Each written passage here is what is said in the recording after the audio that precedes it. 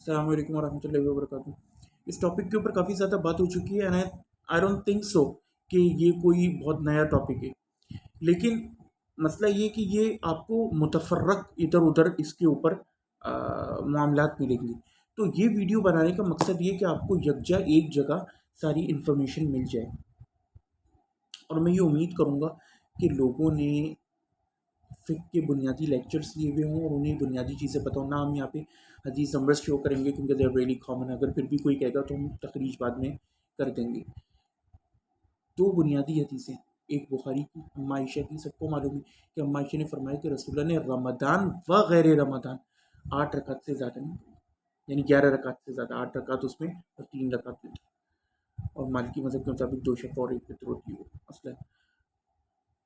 دوسری روایتیں کہ رسول اللہ کے زمانے میں ایسی ہوتی تھی، پھر رسول اللہ نے 3 دن پڑھائی، اور پھر یہ بخاری کی، اور پھر حضرت عمر ابو بکر اور عمر کی شروع کے دور میں ایسی رہا، پھر حضرت عمر نے لوگوں کو ابی بن کعب۔ اچھا، بخاری مسلم کی جو روایتیں نا اس میں تعداد نہیں آتی، یہ آتی ہے موطا کی روایت میں، اور پھر مسند وہ صحیح ابن حبان وغیرہ میں یا صحیح ابن خزیمہ میں،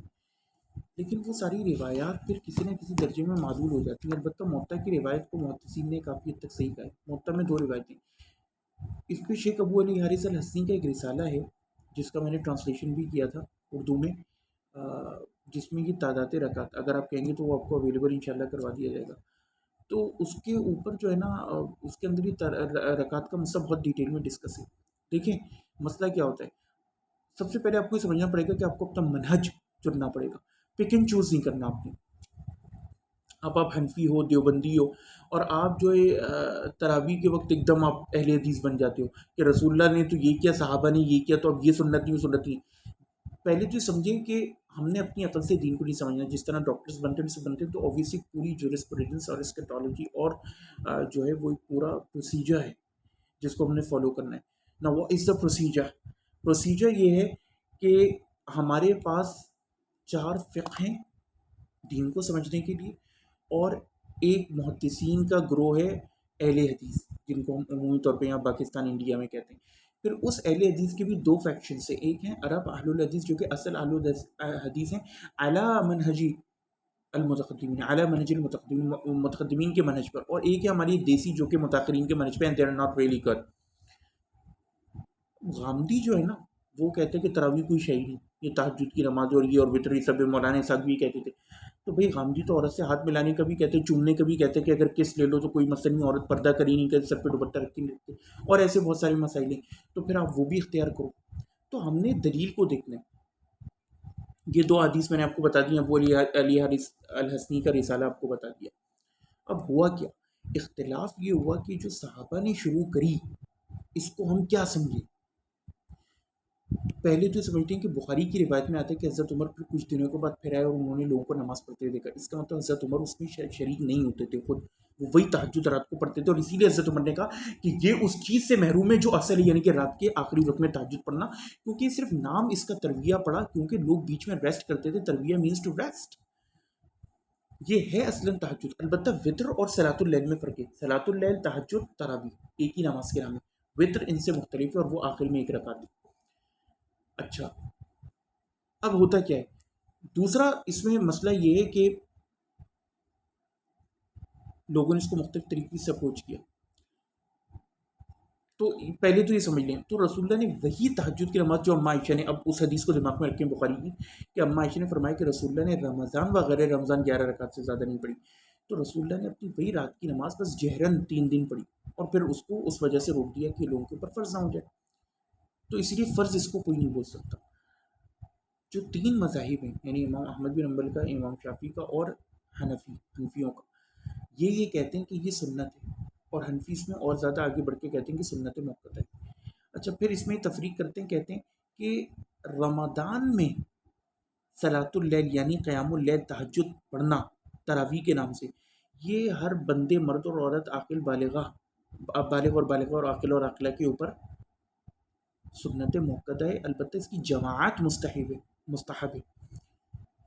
دوسری بات، سنت موقدہ آپ کہاں سے لائیں؟ وہ ایک ضعیف روایت لاتے ہیں کہ جس نے رمضان میں رات کا قیام کیا تو یہ وہ، یا میں نے دن کا روزہ فرض کیا اور اس کا رات سنت قرار دیا ہے، یہ سب معلول روایتیں صحیح نہیں ہیں۔ تو اب ہمارے پاس کیا بچی؟ یہی کہ ایمان اور احتساب کی نیت سے جس نے قیام کیا، یعنی کہ پرسنل وہ منفرد قیام کرے۔ تو اس کی جو اصلاً حیثیت بچتی ہے نا، وہ ہے نفل نماز کی، لیکن نفل ان اے سنت سینس، ان اے سنت سینس، یعنی کہ اب آپ کیا کہو گے؟ جو فرض نماز کے آگے پیچھے آپ سنتیں پڑھتے ہو، یہ بات سمجھ لیں کہ کہیں کسی حدیث کی کتاب میں نہیں آئے کہ سنت ہے، یہ نفل نماز ہی ہوتی ہے۔ اسی لیے رسول نے فرمایا کہ جس نے دن بھر میں 12 رکعت نفل پڑھی، یہ اس طرح کی روایتیں یا 12 رکعتیں پڑھی، یہ سنت ہم اس کو صرف اس لیے کہتے ہیں کہ چونکہ رسول اللہ نے اس کے اوپر مداومت اختیار کری تو ہم اس کو سنت کا نام دیتے ہیں۔ Point number 1۔ دوسرا نقطہ یہ ہے کہ اب یہ سب ٹرمینالوجیز بعد میں ایجاد ہوئی ہیں کچھ معاملات کو سمجھنے کے لیے، تو وہ میں نے آپ کو بتا دی کہ اصل تو اس کی ضعیف ہے، تو اس سے حجت لینا صحیح نہیں ہے، لیکن اب بہرحال اب آپ حنفی ہو تو اس کو جھیلو،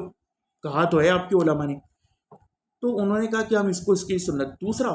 اب وہ حدیث اگر ہم منہج متقدمین پر دیکھیں اہل حدیثوں کی، یہ پاکستان انڈیا والے تو اسے صحیح سمجھتے ہیں اور یہ جتنے پاکستان میں حنفی ہیں وہ بھی اس کو صحیح سمجھتے ہیں، لیکن اگر ہم علل کے پوائنٹ آف ویو سے دیکھیں، اب علل ایک لفظ عام لوگوں کے سمجھ میں نہیں آئے گا، علل کی نظر سے وہ حدیث بھی ضعیف، اور وہ حدیث کیا ہے جس کو سب صحیح سمجھتے ہیں، تو ان کے اوپر تو حجت انہیں ماننا پڑے گا کہ رسول نے فرمایا کہ علیکم بسنتی و سنت الخلفاء الراشدین المہدیین، کہ میری تمہارے اوپر میری سنت اور میرے خلفاء کی سنت، لہٰذا خلفاء بھی کوئی عمل کریں اور وہ اس کو تلقی بالقبول حاصل ہو جائے تو آپ کو اسے سنت ماننا پڑے گا۔ اسی لیے حضرت عمر کی تراویح کو پھر یہ سنت اس بہانے کہتے ہیں۔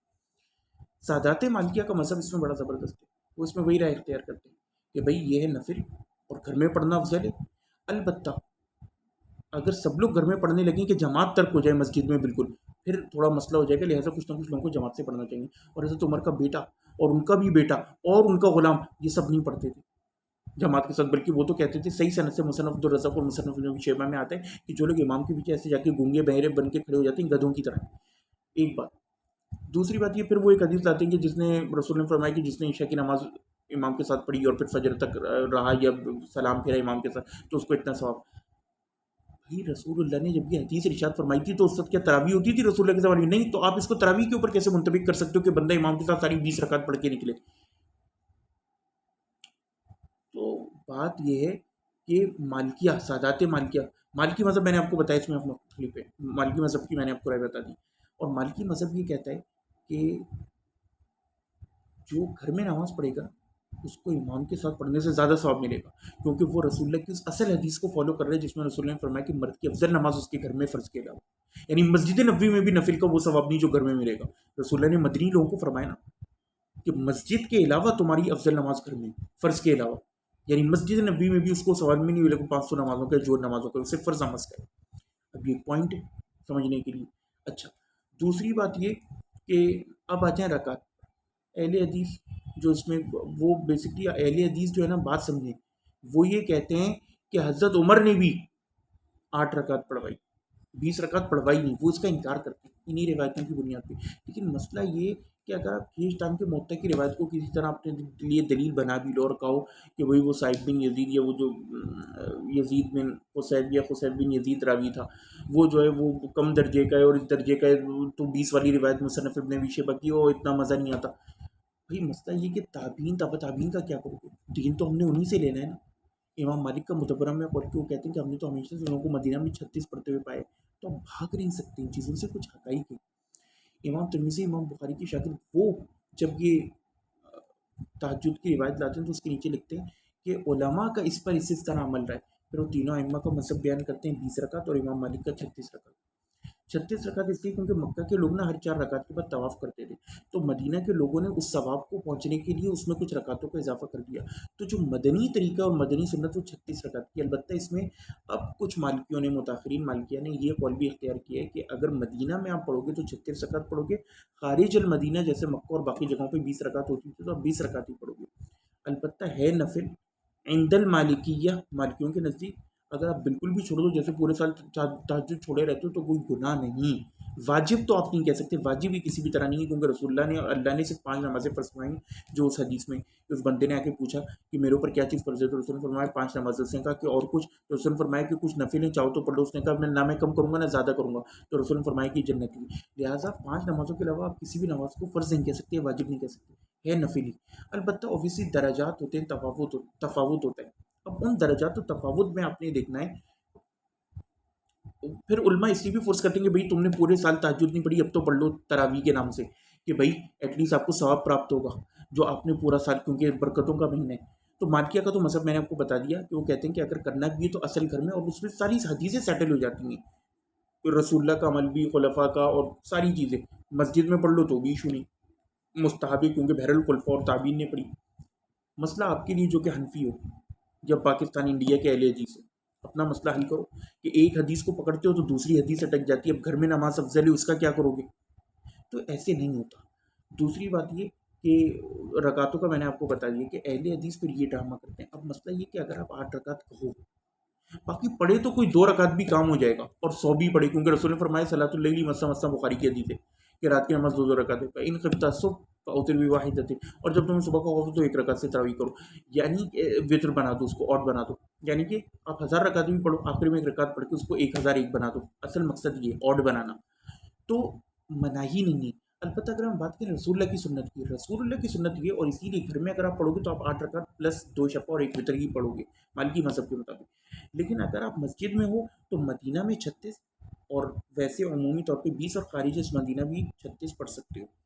क्योंकि नफिल नमाज है ना. बाकी 3 मज़ाहिब के मुताबिक मैंने आपको बता दिया कि उनके नज़दीक चाहे घर हो बाहर हो आपने 20 पढ़नी है, खासतौर पर मस्जिद में तो 20, लेकिन वो भी वजूब के दर्जे में नहीं है. यानी अगर कोई छोड़ देते तो कोई इशू नहीं है. लेकिन अभी हम बात कर रहे हैं कि किसका क्या ऑफिशियल मजहब है, या उसके नज़दीक मुस्तहब, ये इस्तेहबाब के मसाइल हैं कि मुस्तहब प्रेफरेबल उनके नज़दीक ये प्रेफरेबल ये. अब अहले हदीस जो फंसते हैं ना, वो ये फंसते हैं कि तुमने चलो किसी भी तरह जोड़ ताड़ के और मुत्ता की हदीस से दलील ले ली, बाद में सहाबा ताबीन इन सब ने जो तरीके अख्तियार किया, इसको क्या करोगे, क्या ये सब बिदअती थे, फंस जाओगे. अच्छा, अब ये इमाम अहमद बिन हम्बल और ये शाफी और हनफी 20 कह के बचा तो लेते हैं अपने आप को, लेकिन फिर ये फंसते हैं एक और चीज़ में कि मदीना में जो 36 होती थी. फिर दूसरा ये फंसते हैं कि अच्छा अगर घर में पढ़े तो भी 20 पड़ेगा, इसकी क्या दलील है, इसकी कोई दलील नहीं, क्योंकि रिवायतों में फिर ये भी आता है कि चूंकि रकातें लंबी हो रही थी, 8 रकात में कुरान इतना लंबा पढ़ना, तो फिर उसको तोड़ने आसानी के लिए 20 रकात किया गया. फिर क्या करोगे, सारी चीज़ें हैं. फिर मसला वही है. बड़ा एक खूबसूरत पॉइंट एक शेख ने बयान फरमाया कि आप रकातों और इसके ऊपर तो झगड़ते रहते हो, कभी आपने इस चीज़ पर गौर किया कि रसूलुल्लाह की नमाज कैसी थी. अम्मा आयशा कहती है कि रसूलुल्लाह 4 रकात पढ़ते उनका तूल वसना पूछो, फिर 4 रकात पढ़ते तो उनका तूल वसना पूछो, फिर 2 रकात पढ़ते और 1 रकात वित्र, आखिर में 3 रकात वित्र. ये और रसूलुल्लाह की 4 5 घंटे की तहज्जुद होती थी. 8 रकात आपकी है, आपकी 20 रकात तरावी या 8 रकात अहले हदीसों की, ठीक है अच्छी होती है लंबी, लेकिन क्या पढ़ो, और ना भी पढ़ो तो क्या वो 4 5 घंटे की होती है. तो आपका सारा फोकस एक चीज़ पे, उसकी दूसरी सिफ्त पे तो आपका फोकस ही नहीं, चाहे घर में पढ़ो चाहे बाहर पढ़ो. वाखिर दावाना अनिल हम्दुलिल्लाहि रब्बिल आलमीन.